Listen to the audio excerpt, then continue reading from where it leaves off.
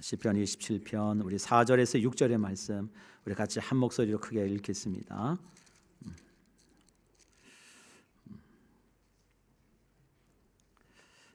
찾으신 줄 알고 같이 읽습니다. 시작. 내가 여호와께 바라는 한 가지 일 그것을 구하리니 곧 내가 내 평생에 여호와의 집에 살면서 여호와의 아름다움을 바라보며 그의 성전에서 사모하는 그것이라. 여호와께서 환난 날에 나를 그의 초막 속에 비밀히 지키시고 그의 장막 은밀한 곳에 나를 숨기시며 높은 바위에 두시리로다. 이제 내 머리가 나를 둘러싼 내 원수 위에 들리리니 내가 그의 장막에서 즐거운 제사를 드리겠고 노래하며 여호와를 찬송하리로다. 아멘. 아멘.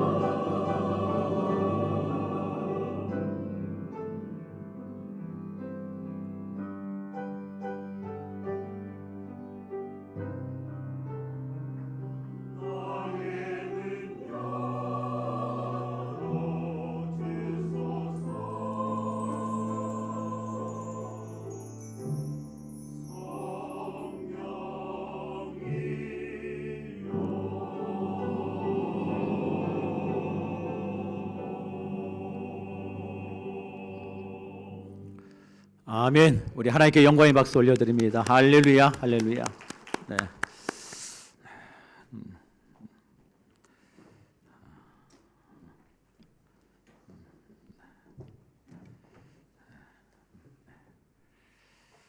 한번 기도하겠습니다. 사랑의 아버지 하나님, 감사합니다. 하나님, 이곳에 우리와 함께 하시는 줄 믿습니다. 오늘 이곳에 주의 그 셰키나의 영광, 우리를 그 덮으시는 하나님의 한량없으신 사랑으로 우리를 보듬어 주시기를 원하고, 오늘도 그 하나님의 말씀하심 앞에 우리의 심령이 살아나기를 원합니다.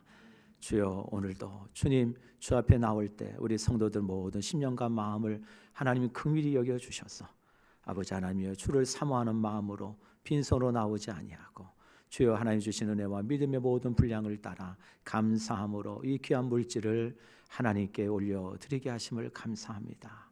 하나님, 수고하고 애쓰는 우리 성도들의 삶을 하나님 꼭 돌아봐 주시고 기억해 주시기를 원합니다. 어렵고 힘들지라도 하나님이 나와 함께 하심을 날마다 고백되어지는 그런 인생 되게 하여 주시옵시고, 내게 주신 것이 내 것이 아니라 오로지 청지기로 부름받았음을 바라보고 하나님이 주는 것이 더 복되다고 하셨사오니 흘려보내고 나누는 일에 결코 인색하지 않는 우리 성산의 모든 심령들이 되게 하시고, 저들의 삶을 통하여 하나님이 영광 받으시고 거두시는 복된 인생이 될 수 있도록 은총을 내려 주시옵소서. 하나님, 또한 오늘도 어렵고 힘든 자리에 있어서 여기 피치 못할 사정으로 나오지 못하는 우리 성도들이 참 많습니다. 하나님, 어디 있든지 불꽃 같은 눈으로 저들을 감찰하여 주시옵시고, 저들의 안위를 보존하여 주시옵시고, 저들의 인생의 호흡이 온전히 하나님께 있음을 바라보고 오늘도 우리에게 주시고자 하시는 그 하나님의 신령한 은혜와 은사가 저들에게도 동일하게 임할 수 있도록 저들의 심령과 마음을 주장하여 주시고 하나님 불쌍히 여겨 주시기를 원합니다. 하나님, 감사합니다. 주여, 오늘도 우리와 함께 하시는 줄 믿고 모든 영광 하나님께 올려드리며 예수님의 이름으로 간절히 축복하며 기도드립니다. 아멘, 아멘. 네, 할렐루야, 아멘. 야, 오늘처럼 이렇게 추운 날씨에도 불구하고 예배 나오신 성도 여러분, 주의 이름으로 축복합니다. 네, 옆에 계신 분들에게 보고 싶었다고 한마디만 해주세요. 그럼 더 힘이 날 거예요. 엄청나게 힘이 날 겁니다. 예, 보고 싶었다는. 야, 참 누군가가 나를 보고 싶었다는 것처럼 이렇게 좋은 게 어디 있어요. 예, 보고 싶었어요. 예. 여러분, 세상에서 교회만큼 참 사연 많고 다양한 사람들이 모이는 곳이 여러분 또 있을까 싶습니다. 참 살아온 배경도 다르죠. 생김새도 다르죠. 학력도 다르죠. 재력도 다르죠. 인맥도 뭐 다 달라요. 심지어는 다양한 인종들이, 모든 사람들이 열려있는 곳이 교회이기도 합니다. 며칠 전에 제게 편지 한 통이 왔어요. 편지 올 데가 없는데 웬 편지인가 하고 비품하면 누구 이렇게 편지 받아보면 이렇게 마음이 설리지 않아요? 예. 근데 대부분 담임 목사한테 오는 편지는 대부분 다 목적이 동일합니다. 예. 네. 근데 편지가 딱 왔어요. 보낸 사람 여주 교도소 재소자 아무개. 편지를 뜯기 전에 어떤 내용일지는 어느 정도 충분히 짐작이 됐어요. 아, 어떤 내용이겠다. 근데 이걸 그냥 둘까 고민하다가 그래도 이 보낸 사람이 사연이 어떨까 궁금했어요. 도대체 어떤 사연을 가진 사람이기에 재소자가 한 번도 얼굴도 본 적이 없고 가본 적도 없는 이 성산교회 담임 목사한테 편지를 보냈을까 궁금했어요. 그래서 그 편지를 읽었습니다. 그 사연은 이러했어요. 철없이 인생을 살아왔습니다. 젊은 나이에 그만 한순간의 유혹을 이기지 못하고 그만 죄를 범하고 말았습니다. 그래서 저에게 어린 자녀가 하나 있는데 그 어린 자녀와 떨어지고 가족과 떨어져서 여주 교도소에서 지금 지내고 있습니다. 얼마 전 누군가의 공고로 예배 자리에 나갔습니다. 그 예배 자리에서 제 자신을 좀 돌아보게 되었습니다. 끝. 그리고 그 밑에 계좌번호. 네. 네. 물론 짐작은 했죠. 뭐 저한테 무슨 뭐 러브레터를 보냈겠어요. 네. 짐작은 됐죠. 그런데 저는 이 사람이 어떤 사람인지, 어떤 사연인지, 그리고 그 글을 통해서 그 사람의 마음이 정말 진실된지 보고 싶었어요. 왜요? 글에는 그 마음이 담겨져 있잖아요. 그래서 정말 얼마나 진실된 사람인가. 그래서 참 감사한 것은요, 그런 생각이 들었어요. 한편으로는요, 이 사람이 어떤 삶을 살았는지는 잘 모르겠지만 예배의 자리에서 그가 그의 삶을 돌아보게 되었다는 거예요. 자기를 성찰하게 되었다는 거예요.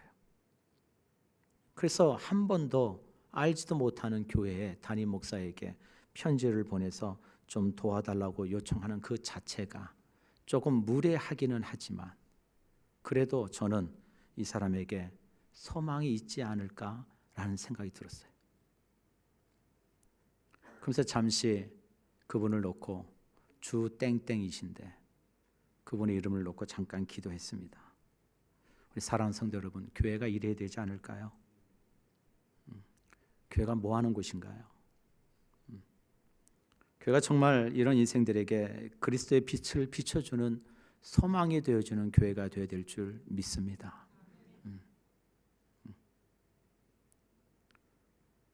예수님도요, 가룟 유다가 배반할 줄 다 알고 계셨어요. 모르시지 않으셨어요. 그런데 끝까지 사랑해 주셨어요. 가룟 유다의 발도 예수님이 씻겨 주셨어요. 그게 교회예요. 알아요. 충분히 알아요. 그래도 예수님의 마음으로 영혼을 섬기는 것이 교회가 돼야 되는 거예요. 교회를 돌아보면 참 놀랍습니다. 참 그런 분들이 계셔요. 목사님, 평생 저는 살아오면서요 남들에게 피해 준 적이 없습니다. 저는 남에게 피해를 준다는 생각조차도 해본 적이 없습니다. 그런 분들이 계셔요. 또 어떤 분들은요, 누가 말하지 않더라도 아유, 저 사람 어떻게 저런 사람이 교회를 나와? 라고 얘기할 만한 밑바닥 인생을 살아온 사람들이 있어요. 근데 그런 사람들이 나란히 앉아서 예배하는 곳이 교회예요. 어떤 분들은 참 그런 얘기를 해요. 목사님, 왜 이렇게 요즘 하는 일이 잘 되는지 모르겠어요.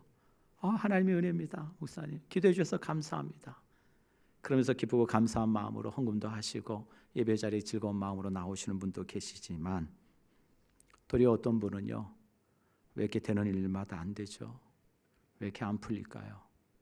목사님 힘들어요. 목사님 힘들어요.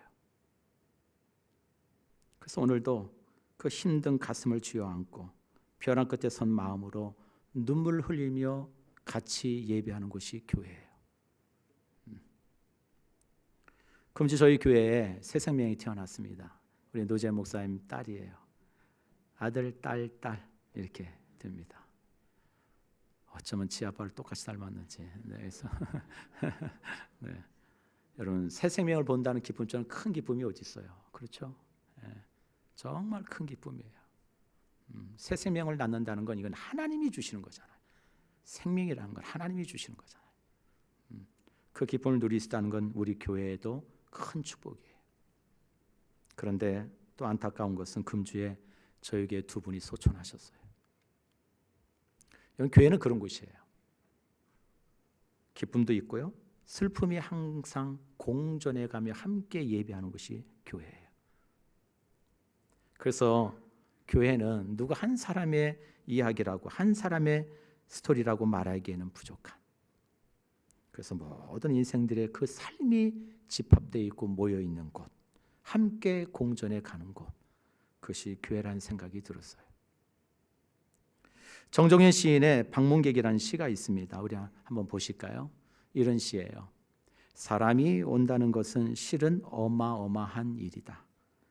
그는 그의 과거와 현재와 그리고 그의 미래가 함께 오기 때문이다. 한 사람의 일생이 오기 때문이다. 부서지기 쉬운, 그래서 부서지기도 했을 마음이 오는 것이다. 참 멋있죠? 이 시를 응용해 보았습니다. 이렇게 응용했어요. 한번 읽어볼까요? 시작. 교회 성도가 온다는 것은 실로 엄청난 일이다. 그의 과거와 현재와 미래가 함께 오기 때문이다. 한 사람의 일생이 오기 때문이다. 부서지기 쉬운, 그래서 부서지기도 했을 마음들이 이 예배당에 오는 것이다. 그렇죠? 여러분 동의가 되시죠? 맞아요. 한 사람이 온다는 건 그저 그 사람이 오는 게 아니라 그 사람의 과거, 현재, 미래, 온 인생이 함께 오는 거예요. 참 그래서 교회는 참 놀랍고 신기한 곳이에요. 세상에서 알 수 없는 정말 하나님만이 주시는 은혜가 있는 곳, 정말 하나님께 나만 알 수 있는 인생의 깊이를 알 수 있는 곳이 전 교회라고 생각해요. 어쩌면 이 자리에도요, 여러분 인생이 세상에서 한 주간 쪼개지고 부서지고 진리님 마음을 가지고 하나님께 모여 예배하는 곳일 수도 있을지 모르겠습니다. 각 사람의 인생의 사연은 다 다르시겠죠. 근데 분명한 우리가 하나 된 믿음의 고백이 있다면 그건 그리스도 예수가 나의 구주가 되심을 믿습니다. 이 고백은 같아요. 비록 세상에서 부서지고 쪼개진 인생일지라도 우리 사랑하는 성도 여러분, 오늘도 저와 여러분을 만나주시고자 이곳에 계시는 그 우리를 위해서 신이 십자가를 지고 골고다를 오르신 그 예수 그리스도의 십자가를 바라보고 그 십자가 앞에 참 위로가 있고 치유가 있고 우리를 회복시켜 주시는 은혜가 있음을 믿고 하나님께 나아가는 참 예배자가 되시기를 주의 이름으로 간절히 축복합니다. 우리 사랑하는 성산의 가족 여러분 묻겠습니다. 여러분 교회는 어떤 곳이라고 생각하십니까?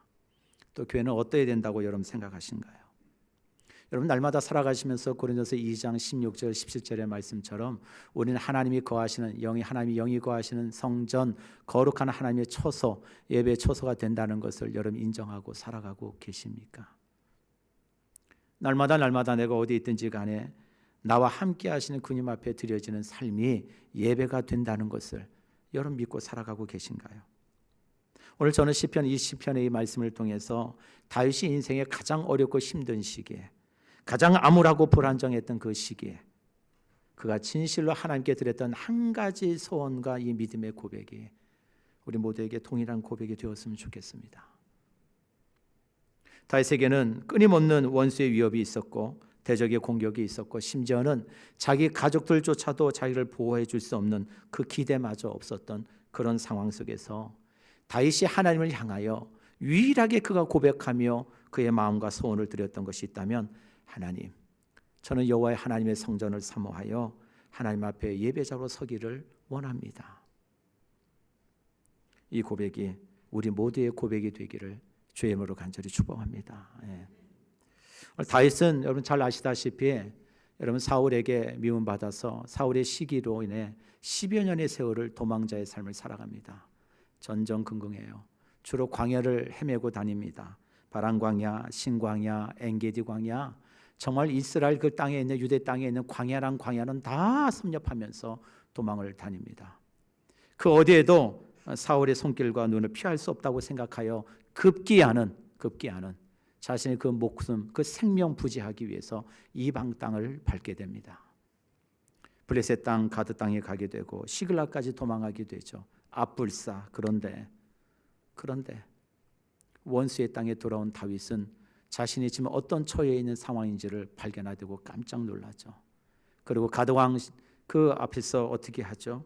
미친 척하고 막 침을 흘리면서 그 위기를 모면하며 자신의 삶을 비참한 처지에 있다는 사실을 또 한 번 다윗은 발견하게 됩니다.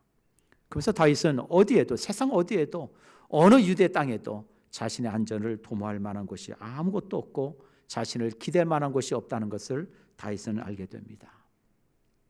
우리 사랑하는 성도 여러분 많이 이와 같이 다윗과 같이 여러분 인생이 사면초가 같고 어디에도 기댈 곳이 없는 그런 처량한 신세일 때 여러분 정말 한 가지 소원을 이야기하라면 여러분 무엇을 말씀하실 수 있을까요? 누구나 기대할 수 있는 대답이 있다면 그거 아닐까요? 하나님, 제발 좀 이 고난과 시련을 내게서 좀 거두어 가 주세요. 그런데 다윗은요 이렇게 고백합니다. 오늘 본문의 말씀 4절 우리 다 같이 한번 읽겠습니다. 시작. 내가 여호와께 바라는 한 가지 일 그것을 구하리니 곧 내가 내 평생에 여호와의 집에 살면서 여호와의 아름다움을 바라보며 그의 성전에서 사모하는 그것이라. 사랑하는 성도 여러분, 예배는요 이런 겁니다. 예배는 성도의 삶을 하나로 모으는 유일한 소원이 되는 거예요. 여기서 한 가지라고 나와 있는 이 히브리 단어가 아트샬티라고 하는 단어인데 어떤 의미냐면 다른 것은 다 내려놓고 오로지 한 가지만 구한다 이런 얘기예요. 오로지 하나, 오직 한 가지 이런 뜻이에요. 다윗은요 자신의 처한 그 상황 속에서 오직 한 가지만 제가 구하겠습니다. 하나님, 두 가지도 아닙니다. 오직 하나만 구할게요. 근데 그 구하는 것이요, 자신의 안정과 자신의 문제를 해결해 달라고 하는 고백이 아니라 어떤 고백이냐? 오늘 4절 말씀에 내가 여호와께 바라는 한 가지 일, 그것을 하나님께 구하겠습니다. 이 한 가지만 제게 있으면 충분합니다. 그게 뭐예요? 내 평생에 여호와의 집에 살면서 여호와의 아름다움을 보며 그의 성전에서 사모하는 그겁니다. 여호와의 집에 거하길 원합니다. 여호와의 아름다움을 보길 원합니다. 그의 성전을 사모합니다. 이 세 가지 단어가 한 가지를 향하는 의미예요. 그게 뭐냐? 예배예요. 예배. 다윗은요, 하나님이 내 인생에 지금 찾아오셔서 내 문제를 해결해 주시고 그 문제를 통해서 하나님이 나와 함께 하신다는 걸 보기보다 더 중요하고 소중하게 여기는 소원 한 가지가 뭐였느냐? 이곳에 하나님이 임재하시기를 원합니다. 이 기도예요. 우리 사랑하는 성도 여러분, 오늘도 우리가 예배 자리에 나와서 구하는 게 뭡니까? 정말 저는 기도합니다. 이곳에 많은 분들이 모이셨는데 그저 이 자리가 그저 다양한 사람들이 모여서 그저 한 시간 좋은 얘기 듣고 가는 그런 자리가 아니라 이 자리가 진실로 하나님의 임재를 경험하고 그 하나님의 영광을 목도하고 그 하나님이 말씀하시는 자리, 그 말씀을 듣는 자리가 되기를 주의 이름으로 간절히 축복합니다. 그게 예배예요. 다윗은 그것을 구해요. 어떤 한순간에 일순간에 주어지는 감정적인 그런 체험이 중요한 게 아니에요. 그 체험은요, 오래가지 않아요. 여러분 겪어보셔서 아시잖아요. 내가 받은 은혜가 참 사람은 참 미련했어요. 연약했어요. 그때는 좋아해요. 근데 또 시간이 지나면 또 다른 문제 앞에서 그 애는 다 잊어버려요. 언제 그랬냐 싶어요. 그런데 다윗이 정말로 구하는 것은 하나님의 임재예요.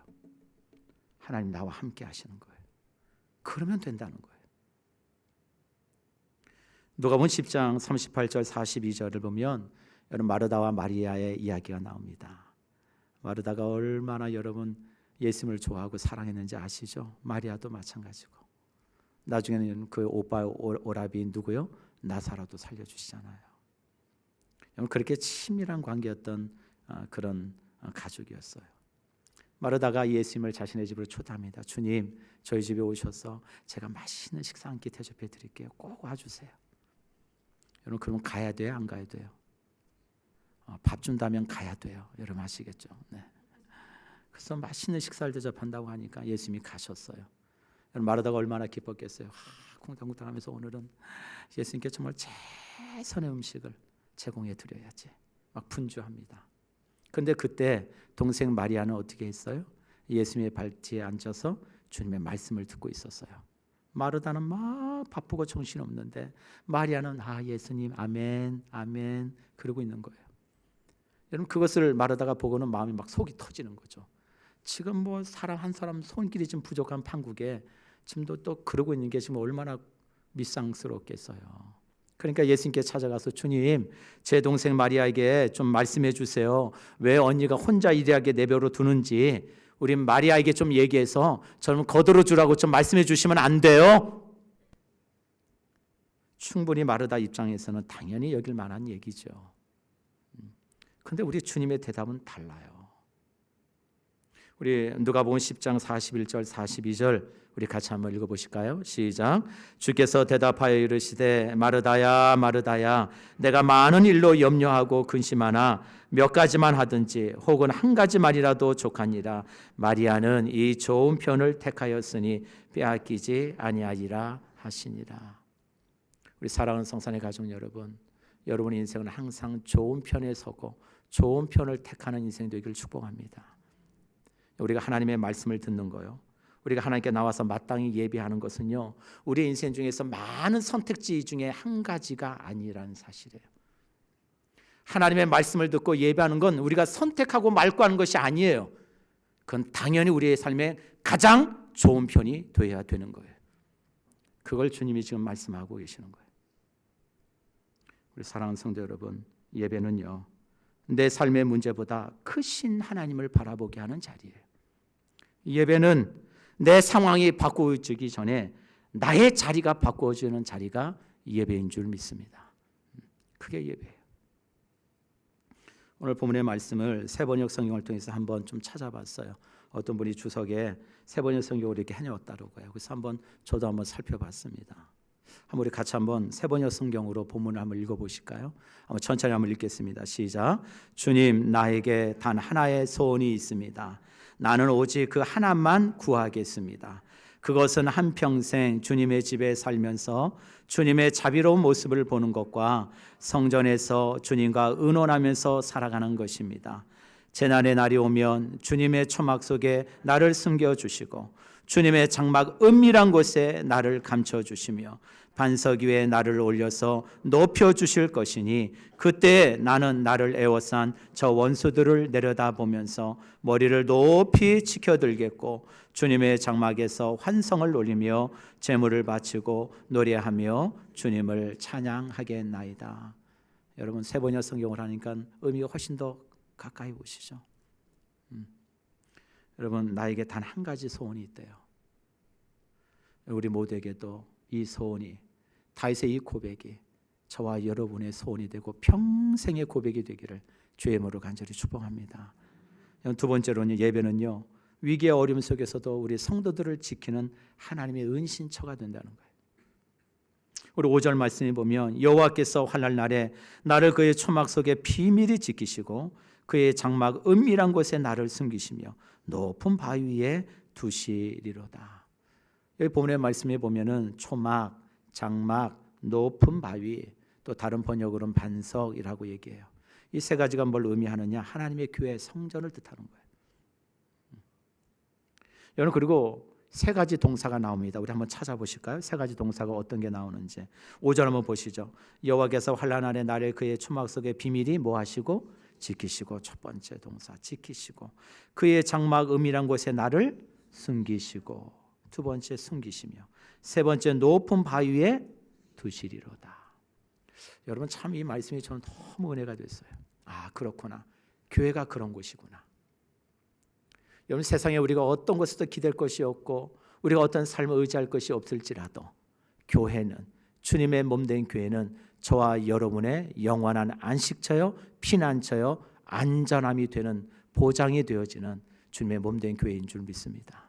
그게 참 중요해요. 교회가 그런 곳이에요. 예배드리는 여러분 모두에게 각자가 다 처한 환경이 다를 줄 알아요. 저희 교회도요 하루하루 치열하게 사시는 분들이 많이 계셔요. 제가 신방을 하면서 참 그 모습들을 봤어요. 정말 하루하루 오늘 가서 일하지 않으면 먹고 살 수 없는 분들도 계셔요. 여러분 이 자리에는 또 어떤 분이 이런 분이 계실지 모르겠어요. 누가 와서 내게 와서 조용히 손을 잡아요. 아무 말 하지 않아요. 그리고 잠시 후에 내게 힘들죠? 힘내요. 라고 하는 이 작은 속삭임 안에도 금방 울음이 툭 터질 것 같은 그런 분들도 계실지 모르겠습니다. 사랑하는 성도 여러분, 지금 이곳에 성령 하나님이 저와 여러분들에게 내가 그 한 가지 소원을 좀 들어줄게. 너 간절한 소원이 뭐니? 라고 물으신다면 여러분 이런 대답을 하실 수 있으실까요? 예, 하나님. 저는 어떤 상황 속에서도 어디에 있든지 최고의 하나님께 최선의 예배를 드리며 하나님의 성전을 사모하며 예배자로 살기를 원합니다. 여러분 이렇게 말하실 분이 계실까요? 다윗은 참 너무나도 달라요. 그렇죠? 우리와는 너무나도 달라요. 아니 저 같으면 이렇게 얘기했을 것 같아요. 하나님 제발 좀 저 사울란 좀 어떻게 해주실 수 없을까요? 뿐만 아니라 하나님 저 지긋지긋한 저 블레셋 망하게 하는 거 그거 하나님 쉬운 일이시잖아요. 저 블레셋 좀 망하게 해주세요. 하나님 진짜 죄송한 말씀이지만 사무엘이 저한테 기름 부은 지가 벌써 10년이 넘었거든요. 이제 저 왕으로 될 때가 안 됐나요? 좀 세워주시죠. 여러분 어쩌면 이런 소원과 간구가 인간적인 입장에서 이해할 수 있고 또 우리가 생각할 수 있는 그런 소원이라고 말할 수 있지 않을까요? 근데 다윗은 달라요. 다윗은 달라요. 내가 바라는 한 가지 그것만을 구하겠습니다. 하나님, 제가 여호와의 성전에서 예배하는 자로 서기를 원합니다. 왜요? 왜요?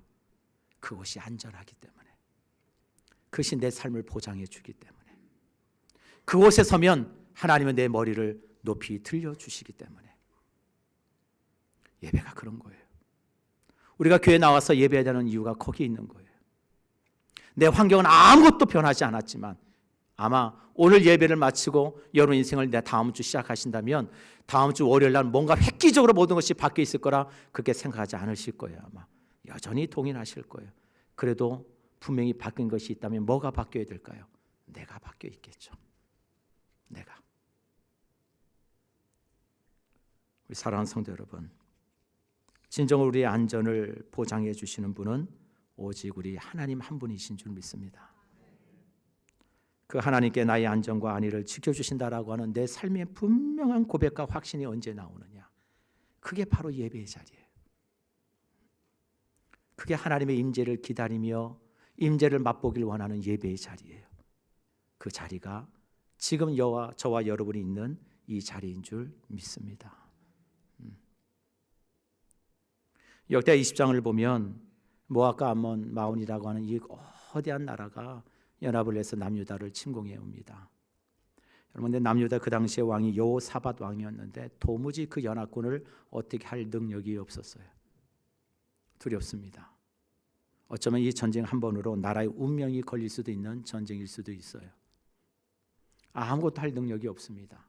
온 백성들과 함께 그저 금식함으로 하나님께 나아 엎드려 기도할 뿐이에요. 아무런 계획도 없고 전략도 없습니다. 이런 무모한 짓이 어디 있어요? 한 나라의 왕이 됐다면 최소한 어떻게 할 것이라고 하는 계획 정도는 있어야 되잖아요. 근데 nothing, 아무것도 없어요.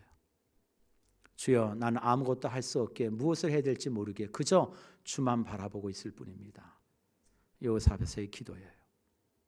그때 하나님이 감동을 주시고 여호사밧을 통해서 이 일을 하게 하십니다. 군대에 많은 백성들이 모였지만 싸울 의지나 능력이나 모든 것이 열악해요.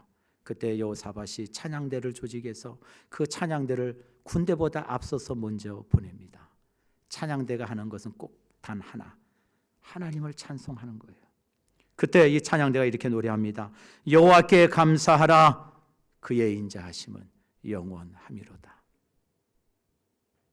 여러분, 이 찬양을 통해서 하나님이 영광 받으셨을 뿐만 아니라 이스라엘 백성들은 아무것도 손을 대지 않았음에도 불구하고 그 연합군을 하나님이 치셔서 그 모든 것을 송장이 되게 하셨어요. 우리 사랑하는 성도 여러분, 되게 많은 사람들이요, 제 주변에도 이런 친구들이 있습니다. 어려움이 오고요, 위기가 찾아오면, 또 마음에 복잡한 일들이 찾아오면요, 제일 먼저 우리는 하기 쉬운 결정들을 내려요. 두려움을 피하거나 회피하는 방식을 먼저 찾습니다. 당장 어떤 내 행동과 습관을 따라 하던 것을 중단하더라도 그것이 손해가 되지 않는다고 한다고 판단되고 큰 대가를 지불하지 않아도 된다고 생각되어지면 그것부터 결정합니다. 그것이 오늘 이곳에 계신 모두에게, 우리 믿는 모두에게 그것이 예배가 되지 않기를 간절히 바랍니다.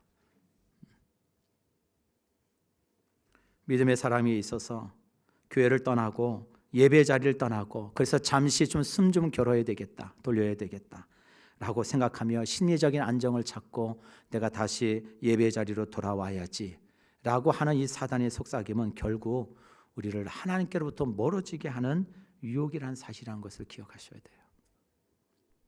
도리어 신앙의 사람은요, 믿음의 자녀는 교회 안에서 예배자로 서고 예배자로 하나님을 만나는 것이 더 안전하고 복된 자라는 사실을 하나님이 반드시 저와 여러분에게 보여주실 줄 믿습니다. 예. 결론입니다. 우리 6절의 말씀 다 같이 한번 읽으실까요? 6절 읽겠습니다. 시작.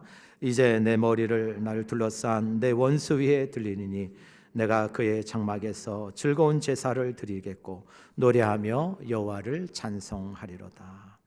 사랑하는 성도 여러분, 예배하는 자에게 하나님 우리의 피난처가 되시고 우리의 안전을 책임지시는 하나님 되실 뿐만 아니라 놀라운 사실과 복이 있어요. 우리의 머리를 들려주신대요. 우리의 머리를 들려주신대요. 내 환경은 아무것도 변하지 않았지만 여러분 두려워하실 필요가 없어요. 왜요? 하나님이 저와 여러분의 손을 들어주시니까. 이게 예배자에게 주시는 하나님의 복이에요. 우리 사랑하는 성도 여러분, 예배를 포기하지 맙시다. 정말로 예배에 목숨을 걸고 하나님의 성전에서 예배함이 내 평생의 유일한 소원입니다. 그 고백이 우리 모두의 진정한 고백이 되었으면 좋겠어요. 오늘도 하나님이 저와 여러분을 예배자로 부르셨습니다. 저뿐만 아니라 여기 계신 모든 분들 누구도 완전한 사람 아무도 없어요. 그래서 예배를 통해서 오늘도 저와 여러분 인생에 하나님이 만져주시고 다듬어 주시고 하나님께서 치유해 주시는 은혜를 따라 오늘도 저와 여러분이 진정으로 하나님만이 왕 되시고 주님만이 왕 되십니다 라는 고백에 하나님의 백성들로 하나님이 세워가시고 있는 건 줄 믿습니다. 사랑하는 성도 여러분, 예배가 나의 가장 최고의 가치임을 믿고 살아가는 우리 성산의 모든 권속들이 되시기를 다시 한번 주님의 이름으로 간절히 축원합니다. 아멘. 우리 같이 한번 찬송하겠습니다. 너희는 가만히 있어 하나님 우리의 피난처 되시며 같이 한번 찬양하겠습니다.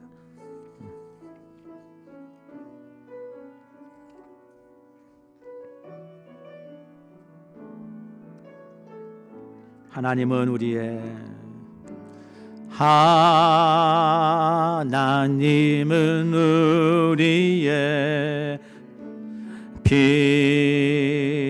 피난처가 되시며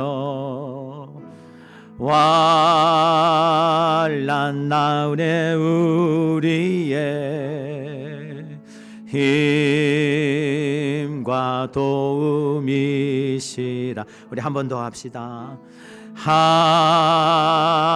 하나님은 우리의 피난처가 되시며 환난 중에 우리의 힘과 도움이시라.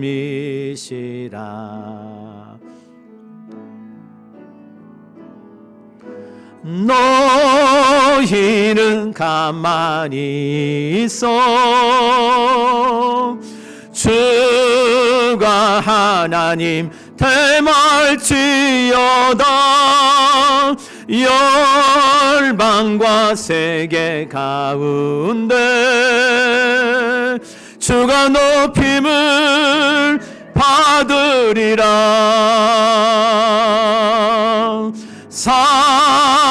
사랑합니다 내 아버지, 찬양합니다 내 온 맘 다하여, 선포합니다 예수 그리스도 주님 오심을 기다리며. 우리 다 같이 손 들고 너희는 가만히 있어 주가 하나님 대말지어다. 열방과 세계 가운데 주가 높임을 받으리라. 사랑합니다 내 아버지, 사랑합니다 내 아버지, 찬양합니다 내 온 맘 다하여, 선포합니다 예수 그리스도 주님 오심을 기다리며. 우리 그 두 손을 가슴에 품고 우리 기도합시다. 여러분 절대 의심하지 마세요.